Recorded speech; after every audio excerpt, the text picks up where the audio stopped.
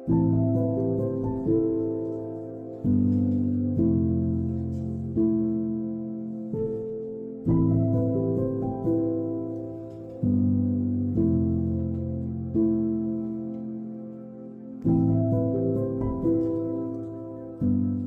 ही नहीं था ज़िंदगी में कि कभी ऐसा मोड़ भी आएगा कि मुझे उनके बगैर ज़िंदगी निकालनी पड़ेगी। मैं कभी सोच भी नहीं सकती थी। उसके बाद मुझे ऐसा लगा कि मेरी ज़िंदगी ख़त्म हो गई पूरी। समझो कि मैं मरने ही जा रही थी कि मैं घर कैसे जाऊँ। मेरे बच्चे वहाँ उनके पापा को वो ढूंढते रहेंगे कि पापा अभी आएंगे, और मैं जाकर उनको क्या बताऊँगी कि उसके पापा कभी नहीं आएंगे। क्या ये कहूँगी? मेरी जो दुकान थी, मेरे हस्बैंड की एक पहचान थी, ये दुकान 75% ग्राहकी मेरी ख़त्म हो गई थी। फिर भी मैंने हार नहीं मानी। मैंने वापस दुकान पे जमाई, धीरे धीरे सामान लाई, दुकान चालू की।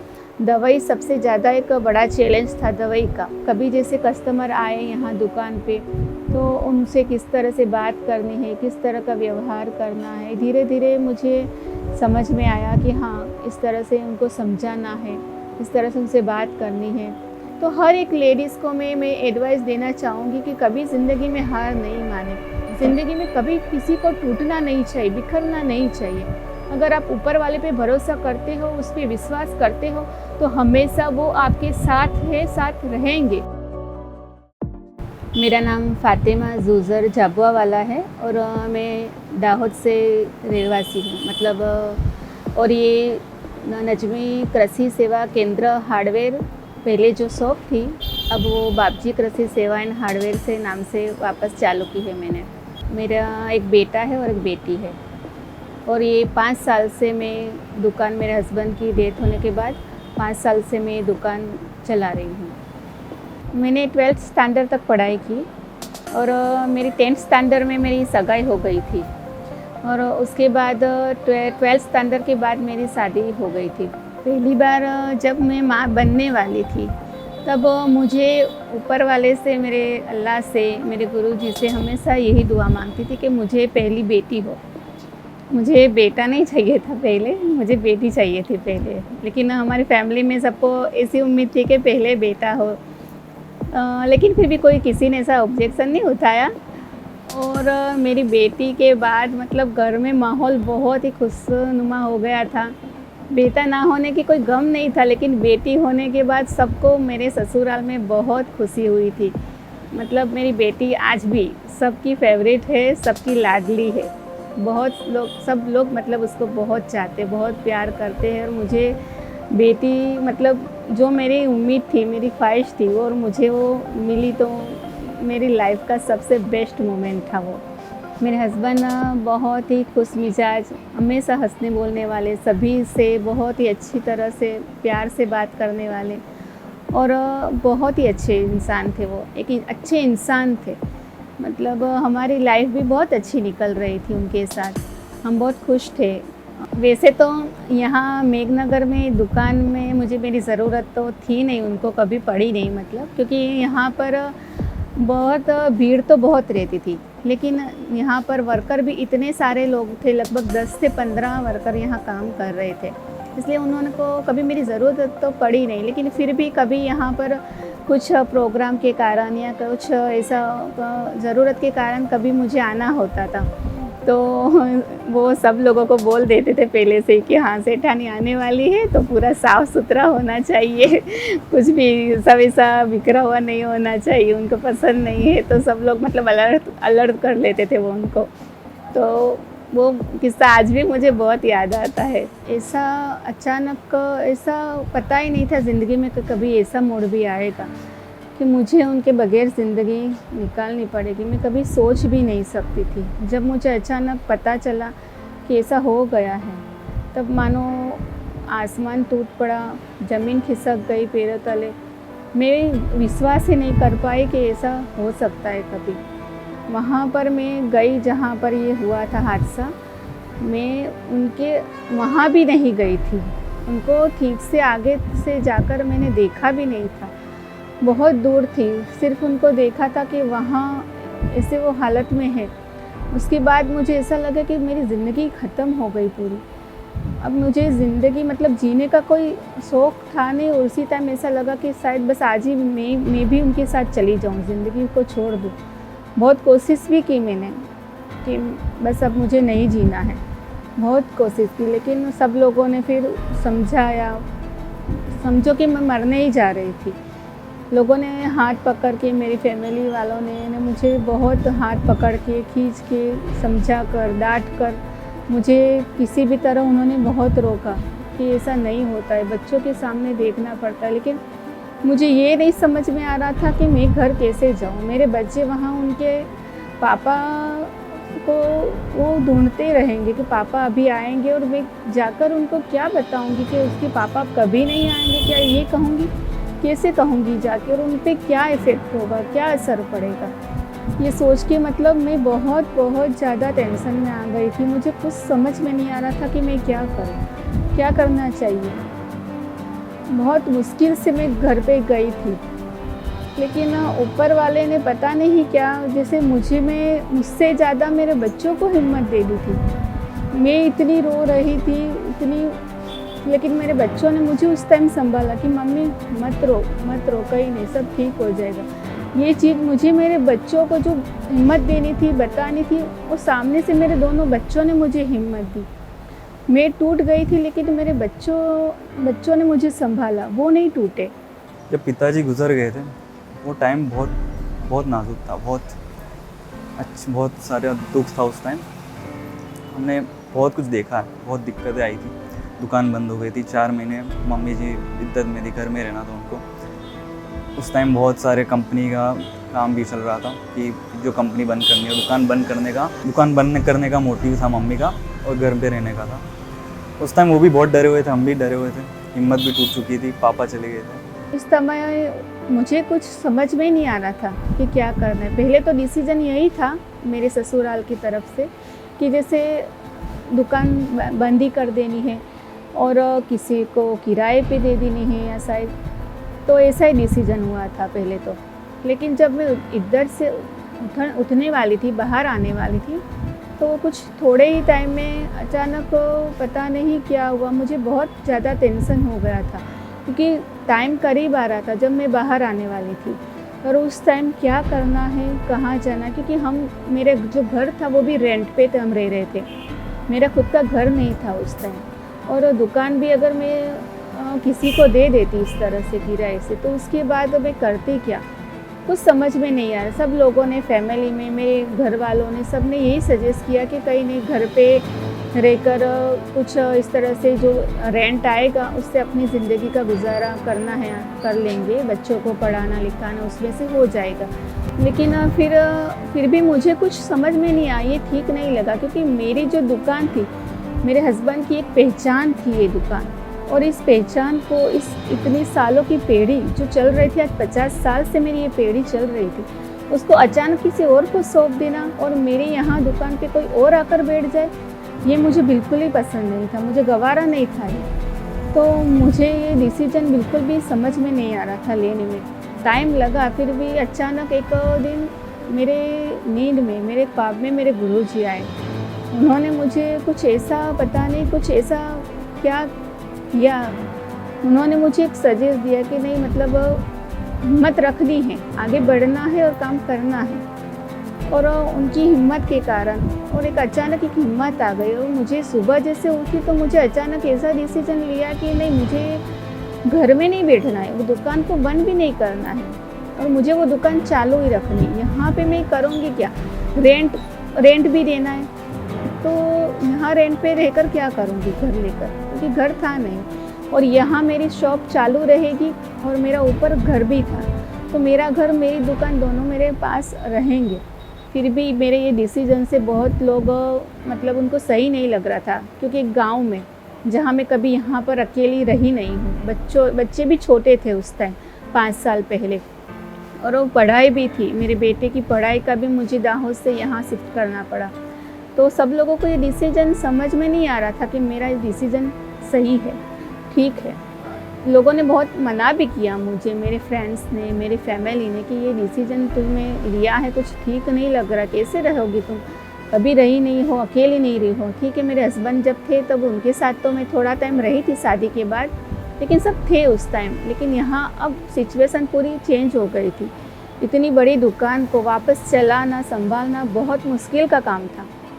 लेकिन मेरे जो दुकान पे जो वर्कर थे, बाकी सब तो चले गए थे, लेकिन 2-3 लोग यहाँ पर फिर भी थे। 2 लोग थे, एक रमेश भाई थे, एक मड़ू था, जो पुराने मेरे थे। उनके कारण, उनकी मतलब मदद से, उनकी सब जानकारी से मैं वापस इस दुकान को चला पाई। उस टाइम मम्मी ने एक डिसीजन लिया कि दुकान चालू करेंगे। बहुत डर लगा था उस टाइम कि शायद मुश्किल बहुत होगा, क्योंकि उस पापा की दुकान बहुत चलती थी और हमको लगा था कैसे करेंगे हम। फिर उन्होंने स्टेप लिया, मैंने सपोर्ट किया, दीदी ने सपोर्ट किया। उनकी हिम्मत की तो मैं बहुत दाद देता हूँ कि बहुत बड़ा स्टेप लिया था उन्होंने। जब मैंने खोली मेरी, तब समझो पहले डिसीजन था कि उसको रेंट पे देनी है, और नजमी कृषि से ये दुकान चल रही थी। तो जितना भी नजमी कृषि के अंदर जितनी भी कंपनियां से हम जुड़े हुए थे, काम कर रहे थे, तो उन लोगों का बहुत सारा पेमेंट देना था, लेना था। तो मेरे देवर जी सब हैंडल कर रहे थे 4 महीने से, जब मैं इद्दत में थी। तो सब उन्होंने कंप्लीट ख़त्म कर दिया था। पूरा दुकान सामान बिल्कुल सब नील हो गया था, यूँ समझ लीजिए। तो जैसे मैं दुकान खोली और दुकान में आई, तो पूरी दुकान जैसे मेरी भरी हुई थी, पूरी जैसे खिलखिला रही थी, दुकान भरी हुई थी। तो जब मैं आई तब पूरी दुकान मतलब पूरी ऐसे वीरान हो गई थी। उसमें मुझे इतना अचानक आके ऐसा लगा कि इस दुकान पूरी खाली हो गई आज मेरी। जैसे पहले इतना वहाँ इतनी चकमकाहट थी और इतना सारा माल कि यहाँ पैर रखने की जगह नहीं मिल रही थी। तो अचानक मेरी दुकान पे आज कोई नहीं था, ना कोई कस्टमर था, ना कोई इतने नौकर चाकर थे, ना कोई इतना माल था। तो मुझे ऐसा लगा कि क्या हो गया, पूरी दुकान जैसे मेरी ज़िंदगी बिखर गई, मेरी दुकान भी पूरी बिखर सी गई थी, ख़त्म हो गई थी पूरी। उसको वापस पे मैं कैसे चालू करूँगी, कैसे क्या होगा, कुछ समझ में नहीं आ रहा था मुझे। फिर भी मैंने हार नहीं मानी। मेरे गुरुजी की जो मुझ पर बहुत देन थी, उनका जो मुझ पर विश्वास था, मुझे गुरुजी पे, कि एक ना एक दिन धीरे धीरे सब ठीक कर देंगे वो। बस उसी कारण मैंने उनका नाम लेकर मैंने वापस दुकान पे जमाई, धीरे धीरे सामान लाई, दुकान चालू की, और धीरे धीरे वापस थोड़ा थोड़ा करके टाइम लगा। मतलब हमारे जो ग्राहक थे बहुत सारे, लगभग यूँ समझ लीजिए कि 25% मेरी ग्राहकी ख़त्म हो गई, मतलब 75% ग्राहकी मेरी ख़त्म हो गई थी। इतना इफ़ेक्ट हो गया था मेरी दुकान का, क्योंकि 4 महीने से लगातार सबको यही बोला जा रहा था कि दुकान अब बंद करनी है। तो धीरे धीरे जो मेरे कस्टमर्स थे वो सब हर जगह जो मतलब टूटने लगे थे, हर दूसरी जगह जाने लगे थे। तो उसको वापस लाना और धीरे धीरे माल लाना, वापस मैंने ये बाबजी कृषि सेवा केंद्र के नाम से, मैंने अपने नाम से पूरे प्रोपाइटर में खुद बनकर फिर मैंने दुकान वापस चालू की और यहाँ बैठी। जैसे दुकान संभालना है, घर संभालना, बच्चों को संभालना, हर किसी के बस में नहीं होता कि इतना एक साथ सब कर पाए, क्योंकि हम लोग घर में इतना पूरा दिन बच्चों और घर में इतने थक जाते थे पहले तो। अब तो मेरे पास बहुत बड़ा चैलेंज था कि दुकान को भी संभालना है। मतलब थोड़ा फिर भी मेरे दोनों बच्चों ने बहुत मुझे सपोर्ट किया। ऐसा नहीं हुआ कि कभी बच्चों ने कोई किसी बात के लिए ज़िद कर ली, अड़ गए कि नहीं ऐसा मुझे यही चाहिए, ऐसा नहीं करना, यहाँ जाना वहाँ जाना है। कुछ कभी उन्होंने मुझे मतलब हर टाइम उन्होंने सपोर्ट किया कि मम्मी आप टेंशन मत लीजिए, हम साथ में हैं, कुछ भी प्रॉब्लम हो वो हमेशा मेरे साथ खड़े रहते थे। उनकी हिम्मत के कारण ही मैं आज इतनी आगे बढ़ पाई, दुकान को संभाल पाई, वरना मैं संभाल ही नहीं पाती दुकान को और इतने घर को। हाँ, बचपन से यूँ कहिए ना, मुझे पहले से ही एक बिजनेस करने का बहुत ही शौक़ था। मैंने जब से पहले से बिजनेस, छोटी उम्र में से ही बहुत सारी चीज़ें मैंने सीखी है। बिजनेस भी मैंने किया है, क्योंकि मम्मी की भी शॉप थी, पापा तो थे नहीं, मतलब कुवैत रहते थे, लेकिन भैया से मम्मी से बहुत कुछ सीखा। और ससुर जी की भी मेरी यहाँ पर दाहोद में यही शॉप थी। तो सीजन में जैसे ही हम सुबह से हमारे ससुर जी के साथ मेरा जाना होता था, वहाँ पर ही रहती थी, शाम तक वहाँ उनके साथ रहती थी। तो कस्टमर को कैसे हैंडल करना, कैसे बेचना, ये सब मुझे पहले से ही थोड़ा सा तो नॉलेज वो सब था ही। और वैसे भी मुझे शौक़ तो था ही कि कस्टमर को कैसे ही मतलब राज़ी करना है, किस तरह से उनसे बात करनी है, ये सब तो मुझे पहले से नॉलेज में ऐसा तो था ही, रहता ही था। तो लेकिन हाँ, यहाँ अचानक बहुत सारी चीज़ें, बहुत सारी ऐसी चीज़ है कि जो मुझे पता नहीं थी। उसमें मतलब दवाई सबसे ज़्यादा एक बड़ा चैलेंज था दवाई का। जैसे बीज तो मैं बेच रही थी मेरे ससुर जी के वहाँ, लेकिन दवाई भी जैसे हाँ, एक ऐसा था कि ये दवा बस देनी है, एक ही तरह की दवा हर किसी को देनी है, एक ही चीज़ बोलकर देनी है। लेकिन बहुत सारी दवाइयाँ, बहुत सारी नॉलेज में इतना सा नहीं था कि कितनी सारी की बीमारियों, कितनी सारी अलग बीज है, उसमें बहुत सारी अलग अलग वैरायटी भी आती है, बहुत सारी दवाई आती है, कौन सी कंपनी से कहाँ माल, कैसा माल लेना, क्या बताना, क्या दिखाना, कैसे समझाना है, बहुत सारी ये चीज़ें। धीरे धीरे मैं ये सब मेरे यहाँ जो काम कर रहे थे उन लोगों से मैंने सीखा, नॉलेज लिया, करती गई धीरे धीरे। और कभी जैसे कस्टमर आए यहाँ दुकान पे तो उनसे किस तरह से बात करनी है, किस तरह का व्यवहार करना है, धीरे धीरे मुझे समझ में आया कि हाँ, इस तरह से उनको समझाना है, इस तरह से उनसे बात करनी है। ग्रामोफोन के बारे में मैं यही कहना चाहूँगी कि जब से मैं उनके साथ मिलकर काम कर रही हूँ, उनके प्रोडक्ट जो भी है, जितना भी मैंने बेचा है, बहुत ही अच्छे है, अच्छा रिज़ल्ट मिला है। एक बार कंपनी मीटिंग में भी मैं गई हूँ तो ऐसा नहीं लगा कि कुछ अकेली थी मैं, लेडीज़ में बिल्कुल अकेली थी। फर्स्ट टाइम मैं उनकी मीटिंग में गई तो मुझे ऐसा कभी नहीं लगा कि कुछ अलग से आ गई हूँ, अलग से कुछ माहौल ऐसा लगा ही नहीं, फील नहीं हुआ। सब लोग, उनके जो भी मेंबर्स हैं, सब लोगों ने मुझसे बहुत अच्छी तरह से बात की। और हर एक प्रोडक्ट भी जो मैं कहूँगी सबसे बेस्ट प्रोडक्ट है और उसका रिज़ल्ट भी मैंने बहुत अच्छा लिया है। जितने भी अभी नए प्रोडक्ट जैसे उन्होंने लॉन्च किए हैं, बीज के भी प्रोडक्ट है मैंने बेचे हैं, मूंग बेचा है, उसका भी रिज़ल्ट मुझे बहुत अच्छा मिला है। और पूरी टीम हमेशा सपोर्ट करती है और कभी भी मुझे शिकायत का आज तक मुझे मौका नहीं मिला है उनके साथ काम करते हुए।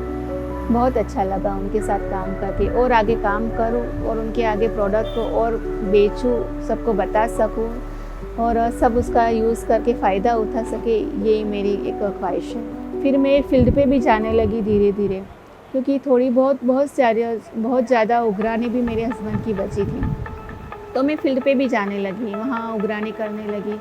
फिर धीरे धीरे मेरे जो प्रोडक्ट्स हैं उनको जिन लोगों को मैं दे रही थी तो उनका भी मतलब रिव्यू मुझे लेना था, उनके क्या किस तरह से हमारा यहाँ से जो आप ले गए माल कैसा रहा, आपको कैसा लगा, वो भी मैंने बहुत प्रोग्राम किए, वीडियो बनाए। और धीरे धीरे आगे बढ़ने में एक एक स्टेप बाय स्टेप में आगे बढ़ती गई और बहुत सारी चीज़ें नॉलेज में आती गई कि किस तरह से आगे बढ़ना है और क्या अच्छा करना है। हमेशा पूरा दिन में जैसे दुकान से भी मैं, जैसे हम घर पे बाद में जब शाम को मैं ऊपर जाती हूँ तो भी मेरे दिमाग में हमेशा यही रहता है कि और क्या कुछ अलग करना चाहिए और क्या आगे बढ़ने के लिए क्या स्टेप लेना चाहिए।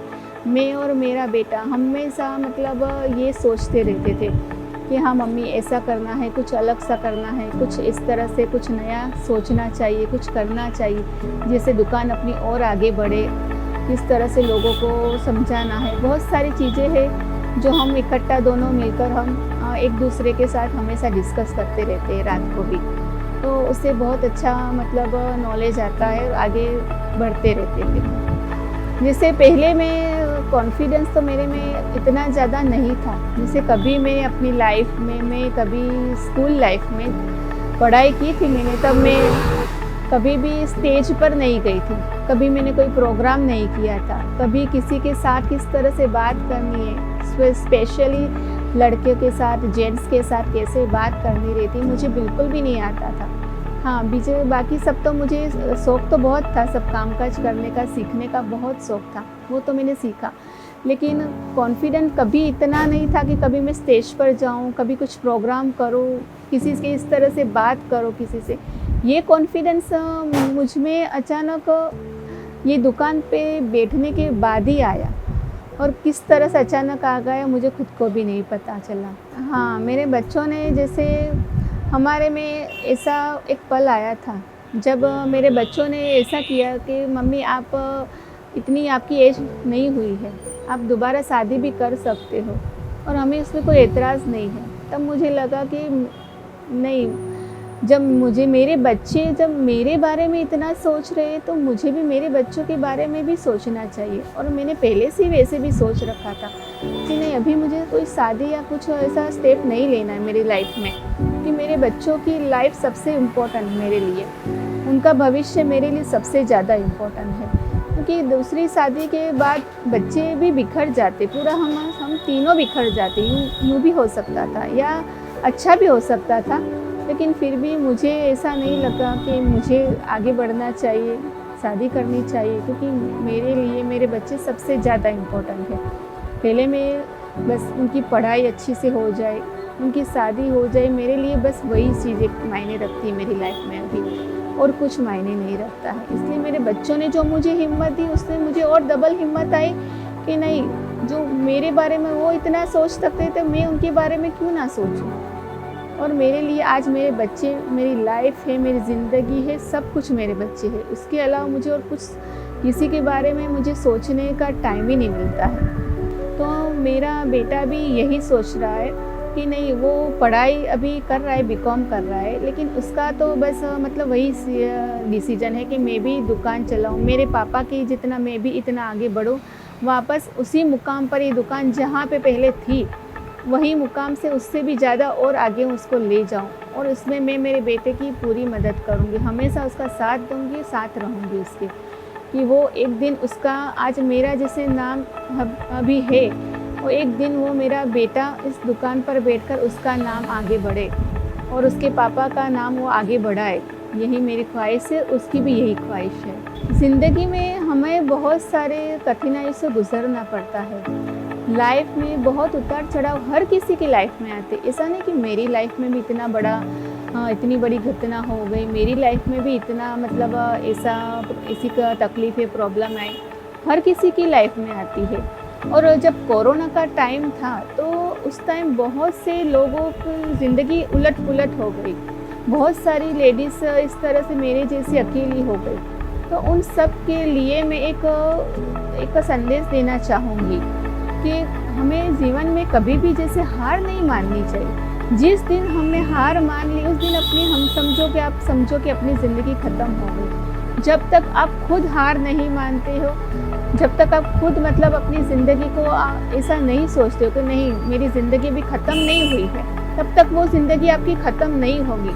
आप सोचोगे कि ज़िंदगी ख़त्म हो गई तो वो हो जाएगी। हमेशा अच्छा सोचोगे ना तो अच्छा ही होगा आपके साथ। एक बार बुरा होगा तो उसमें भी एक सोचो कि कुछ बुरा हुआ है ना, तो कुछ अच्छे के लिए वो बुरा हुआ है, तो वो हमेशा मतलब होगा ही अच्छा, डेफिनेटली होगा अच्छा। क्योंकि मैं मेरे एक्सपीरियंस से ये कहना चाहूँगी कि आज तक मैंने 5 साल में जो भी मैंने अपना मतलब मेरा हुआ है, मेरे साथ भी बहुत गलत हुआ है, कुछ बहुत सारी तकलीफ़ें मेरी लाइफ में आई है, लेकिन मैंने भी हार नहीं मानी। मैंने हमेशा आगे बढ़ने के लिए हमेशा कोशिश करती रही कि नहीं, अच्छा कल, आज चलो कुछ अच्छा नहीं हुआ तो कल होगा कुछ अच्छा, और होता ही है उस दिन अच्छा। तो हर एक लेडीज़ को मैं एडवाइस देना चाहूँगी कि कभी ज़िंदगी में हार नहीं माने, और ऊपर वाला उसका साथ हमेशा देता है जो अकेला है। पूरा दुनिया चाहे उसका साथ ना दे, लेकिन ऊपर वाले के ऊपर अगर अपना भरोसा है, विश्वास है, अटूट विश्वास है ना, तो वो हमेशा आपके साथ खड़ा रहेंगे। वो कभी आपको हारने नहीं देगा, क्योंकि अगर वो एग्ज़ाम ले रहा है तो वही आपको मतलब उसके एग्ज़ाम में से पास भी वही करवाएंगे। ये बस हमेशा एक बार याद रखना आप लोग कि नहीं, मुझे कभी भी हार नहीं माना, और कभी गलत कदम तो कभी उठाना ही नहीं चाहिए ज़िंदगी में, क्योंकि वो सबसे बड़ा अपना मतलब ज़िंदगी अगर ऊपर वाले ने दी है ना, तो ये ज़िंदगी को आप जियो, खुल कर जियो, और एक पहचान अपनी बनाओ कि मैंने इतनी बड़ी पहचान बनाई अकेले रहकर। तो आपके साथ दूसरे भी इंस्पायर होंगे, तो वो भी आगे बढ़ेंगे। एक औरत है और कुछ नहीं कर पाए, कभी ऐसा मत सोचना। औरत हो चाहे मर्द हो, कोई भी हो, ज़िंदगी में कभी किसी को टूटना नहीं चाहिए, बिखरना नहीं चाहिए। अगर आप ऊपर वाले पे भरोसा करते हो, उस पर विश्वास करते हो, तो हमेशा वो आपके साथ है, साथ रहेंगे।